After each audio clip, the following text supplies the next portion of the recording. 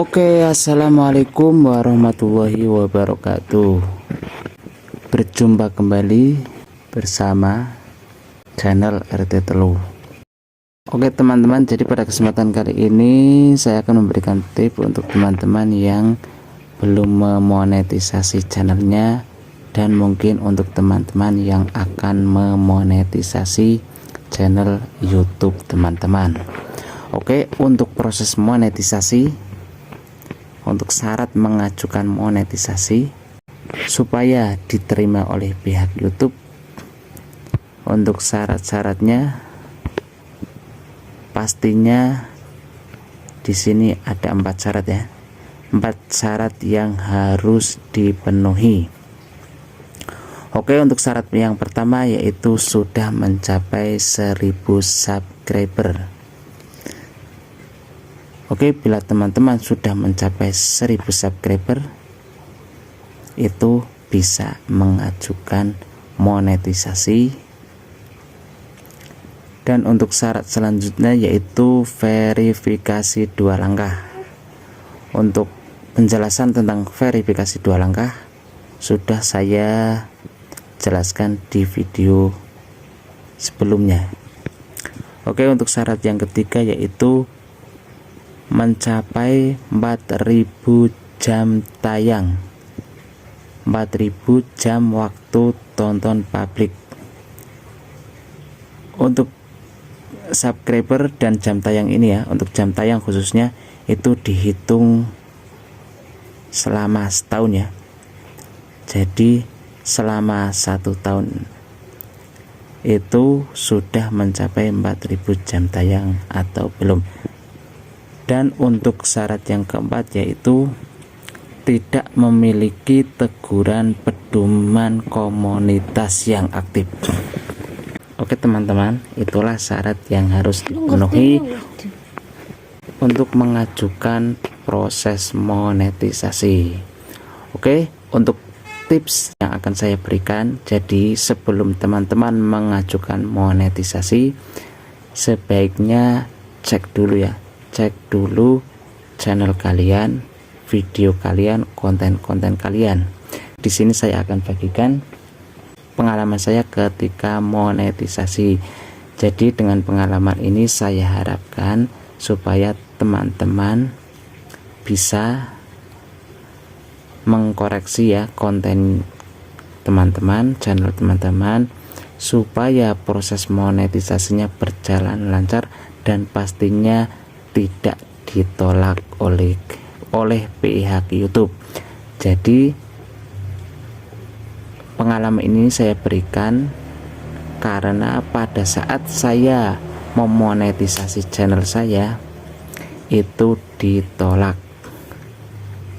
Semoga tip ini bisa menjadi pelajaran buat kalian ya. Jadi channel saya ini ditolak pada saat monetisasi. Dan di sini saya mendapatkan email. Pertama itu saya mengajukan monetisasi, kemudian dalam waktu 4 hari saya baru mendapatkan balasan. Oke, di sini saya lihat untuk email balasan dari pihak YouTube. Nah, di sini saya mendapatkan email dari pihak YouTube yang isinya, terima kasih telah mengajukan permohonan untuk program partner YouTube. Untuk mengevaluasi permohonan Anda, tim kami meninjau channel Anda dengan seksama. Namun maaf, kami mendapati bahwa permohonan Anda tidak mematuhi kebijakan program partner YouTube, sehingga saat ini kami belum dapat menyetujui monetisasi di channel Anda. Kami memiliki kebijakan yang kami yakini mendukung terciptanya dan seterusnya ya. Intinya permohonannya ditolak. Jika Anda menyesuaikan konten di channel, harap pertimbangkan untuk mengajukan permohonan kembali. Anda dapat mengajukan permohonan kembali untuk program partner YouTube dalam 30 hari. Nah, di sini ada penjelasan. Artinya bagi channel Anda, meskipun tidak dapat memonetisasi karena hal ini, Anda masih memiliki akses ke sebagian besar fitur kreator lainnya dan dapat mengupload video, terus mengedit dan menghapus video Anda, berkomunikasi dengan penonton. Tidak ada perubahan pada cara Anda mempromosikan dalam sistem penelusuran dan rekomendasi kami. Cara mengajukan permohonan kembali jika Anda memiliki kesempatan untuk memonetisasi, tapi untuk melakukannya Anda perlu melakukan beberapa penyesuaian di channel Anda ya. Nah, seperti ini. Jadi intinya di sini tidak diterima monetisasi karena konten atau video yang dibuat itu tidak sesuai dengan kebijakan program partner YouTube.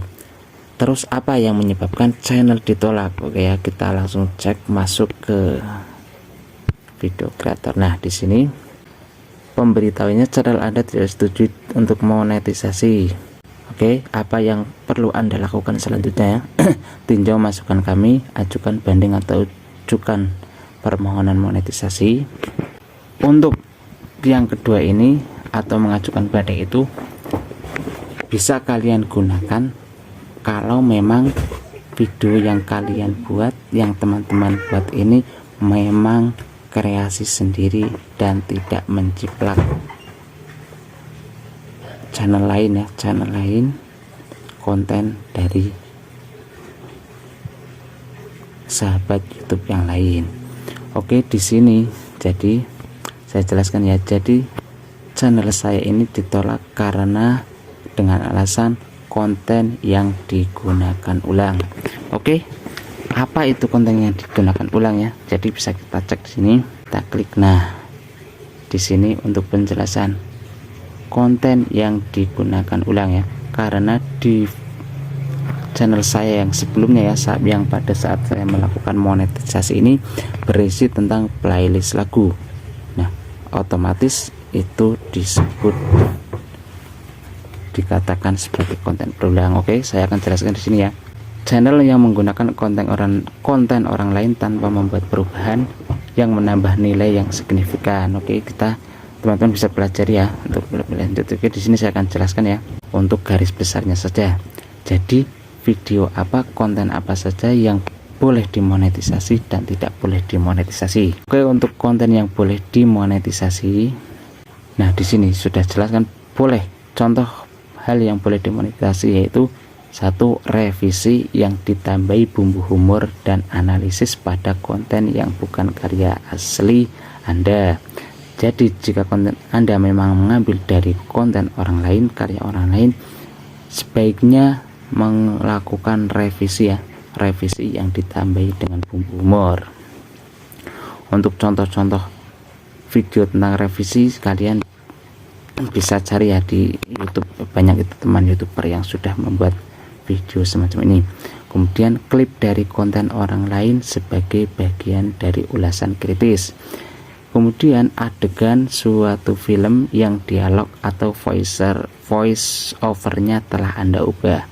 Jadi misalnya kalian coba teman-teman mengambil sebuah film, kemudian dialognya diganti dengan bahasa daerah misalnya, atau pokoknya diisi dengan suara sobat sendiri. Kemudian memutar ulang turnamen atau olahraga yang berisi penjelasan seputar tindakan kompetitor demi meraih kemenangan atau yang mengakibatkan kekalahan. Untuk video yang selanjutnya, konten yang selanjutnya yaitu video reaksi berisi komentar Anda terhadap video aslinya. Nah, ini juga bisa ya untuk sobat yang misalnya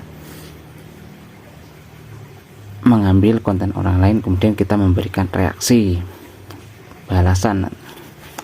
Kemudian rekaman karya kreator lain yang sudah diedit dan menambahkan jalan cerita atau komentar. Nah, itu adalah konten yang boleh bisa dimonetisasi oleh pihak YouTube.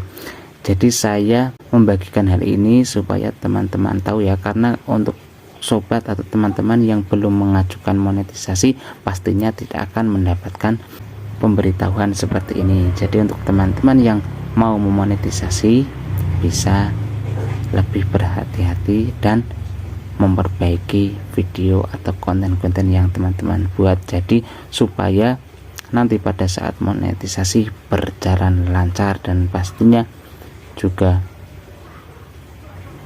proses editing atau apapun yang kalian lakukan untuk membuat sebuah konten tersebut tidak sia-sia. Oke, untuk selanjutnya itu konten yang tidak boleh dimonetisasi. Nah, ini contoh ya konten yang saya buat, jadi berisi tentang playlist musik. Nah, di sini sudah jelas ya, jelas disebutkan, yaitu satu contoh ya di sini. Contoh hal yang tidak boleh dimonetisasi yaitu satu video singkat yang Anda kompilasi dari situs media sosial lain. Nah, untuk coba teman-teman yang membuat konten dengan cara mengambil dari misalnya konten dari YouTube, konten dari Facebook atau konten dari Instagram atau dari media sosial lain, kemudian itu kan biasanya filmnya pendek-pendek, kemudian digabungkan dan dijadikan video di YouTube, itu pasti tidak akan diterima kecuali kalian atau teman-teman menambahkan suara ya, suara, jadi didubbing ulang. Itu bukan termasuk video yang dikompilasi ya, tapi termasuk adegan atau maksudnya konten yang diisi ulang. Kemudian selanjutnya koleksi lagu dari beragam artis meskipun Anda telah mendapatkan izin dari mereka. Nah, untuk koleksi lagu ini ya dari beberapa artis, kemudian koleksi lagu dari beragam artis walaupun sobat teman-teman sudah mendapatkan izin untuk mengupload kontennya ke YouTube, teman-teman tetap tidak akan diterima monetisasi. Namun untuk yang kedua ini, jadi kalau sobat ingin membuat koleksi lagu atau dari beberapa artis ini, boleh nanti setelah monetisasi diterima. Jadi kalau monetisasi sudah diterima, boleh sobat mengupload konten-konten musiknya. Ini terutama untuk yang konten musik ya. Untuk konten musik memang susah untuk diterima kecuali kalau memang itu karya asli dari sobat. Kalau misalnya karya asli itu pun kadang kalau ada yang mirip-mirip itu tidak akan diterima. Jadi untuk masalah musik ini sobat teman-teman bisa berhati-hati. Artinya apa? Jadi untuk mengajukan proses monetisasi, kalau konten kalian sudah terlanjur dengan membuat konten musik, itu sobat bisa, teman-teman bisa mengeditnya terlebih dahulu. Untuk cara mengeditnya, untuk cara mengedit tentang konten musik, pokoknya konten yang berisi tentang konten berulang nanti akan saya jelaskan di video selanjutnya. Intinya kalau konten musik sobat usahakan dihapus atau dirubah dulu, dan nanti kalau sudah proses monetisasinya diterima, sobat bisa mengupload kembali. Intinya hapus dulu atau diedit dulu. Jadi untuk konten musik memang susah dimonetisasi. Oke, untuk selanjutnya yaitu klip yang menampilkan berbagai momen dari acara favorit Anda yang diedit menjadi satu dengan sedikit atau tanpa narasi. Nah, kalau misalnya sobat mempunyai klip atau momen ya dari suatu acara favorit, sebaiknya berikan narasi. Jadi intinya kasih suara ya, kasih suara dubbing atau dubbing bagus kalau sobat menampilkan wajahnya sekalian, menampilkan muka kita di dalam konten, itu mudah untuk diterima monetisasi.